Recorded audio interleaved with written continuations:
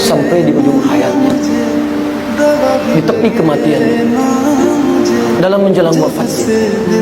Seorang Fudail atau Fadl anaknya Abbas radhiyallahu ta'ala anhuma sudah membawakan air wudhu terakhir Nabi.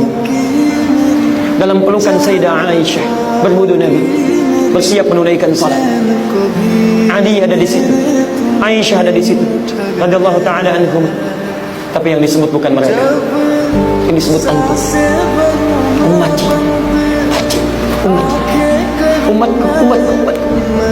Sampai pernah berkisah sebagian dari sahabat, kata Nabi, "Ishtaqtu bi ikhwani."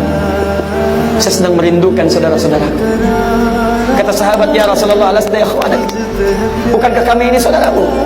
Kata Nabi, "Lastum ikhwani, walakinnakum ashabi." Kalian bukan saudaraku, tapi kalian adalah sahabat-sahabat. Ikhwani humul ladzina lam yarawni walakinnahum yu'minuna bi. Ikhwani humul ladzina lam yarawni, mereka itu enggak pernah lihat saya, tapi mereka beriman kepada saya. Nabi merindukan antum, masa antum enggak rindu dengan Nabi? Kata Nabi, ada orang-orang yang nanti enggak pernah lihat saya, tapi mereka yakin dengan saya. Saya merindukan mereka sekarang. Saking rindunya di telaga surga ditunggu oleh Nabi SAW. Antum tidak masuk ke dalam surga kecuali menjemput antum ini. Saking rindunya dengan antum disebutkan, masa antum tak rindu dengan Nabi? Tibalah ketika nyawanya dicabut itu, sampai kemudian naik dari telapaknya, sampai tiba-tiba datang malaikat berpaling. 5. Atukrihu alayya, apa engkau tidak sanggup melihat aku, tidak suka lihat saya? Apakah sakit kemudian dicabut nyawa terasa oleh beliau? Maka dijawablah dengan ayat Quran surah 3 185 itu, kullu nafsin dha'iqatul maut. Setiap yang punya jiwa pasti akan punya rasa dengan maut. Nabi merasakan itu semua.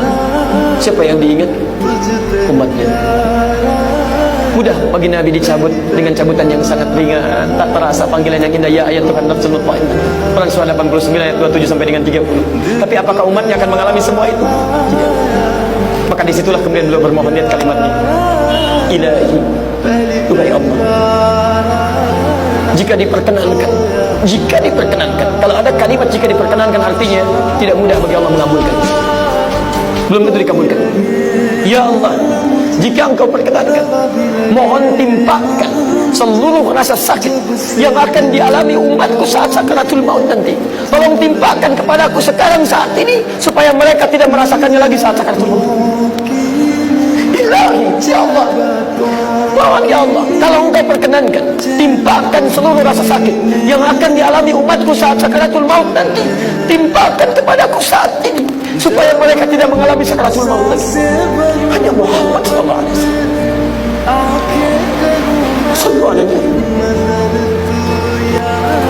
Makanya wajar kata malaikat Jibril, mu'jan raghiban furajul, keterlaluan, hina orang ini, jauh dia, gak kenal dia dengan Nabi, gak sayang dia dengan Nabi. Nabi mikirkan dia harisun alaikum azizun alaihi ma'anittum bil mu'minin raufur rahim. Antum gak bisa korban dipikirkan, antum dirindukan, berat antum ditanggung, sakaratul maut ingin dirasakan. Disebutkan nama Nabi, belum mampu bersalawat kepada Nabi, dan antum masih merasa belum mencintai Nabi. Kurang apa lagi Nabi pengorbanannya terhadap antum? Kurang apa lagi? Maka kalau antum bertanya kenapa kita mesti mencintai Nabi, itulah semua jawabannya. Jika antum bertanya kenapa sahabat mencintai Nabi, itu jawabannya. Jika antum bertanya kenapa mereka mengorbankan jiwanya, itu jawabannya. Hingga takut semua sahabat berpisah dengan Nabi sallallahu alaihi wasallam. Takut mereka semua. Seorang Abu Hurairah datang belakangan, masuk Islam 3 tahun sebelum Nabi wafat, sampai menyimpulkan saya terlambat. Yang lain sudah masuk Islam, saya terlambat. Anda bisa bayangkan, melihat sementara waktu cuma masa sebentar, sudah merasakan kerinduan. Saya takut tidak berjumpa dengan Nabi di akhirat. Akhirnya beliau menyusul sahabat yang lain untuk belajar. Abu Bakar sudah duluan masuk Islam, Umar sudah duluan masuk Islam, Utsman sudah duluan masuk Islam. Ini terlambat. Kata beliau, saya harus nyusul mereka. Kalau sahabat yang lain menunggu di majlis ta'lim, beliau langsung menunggu di tempat Nabi keluar dari rumahnya. Dilihat bagaimana jalannya, bagaimana melangkahnya, bagaimana nengoknya, bagaimana dipanggilnya, bagaimana senyumnya. Beliau ingin meneladani semua dari Nabi agar bisa berjumpa dengan Nabi SAW. Itu yang dijadikan bekal oleh beliau untuk bertemu dengan Nabi.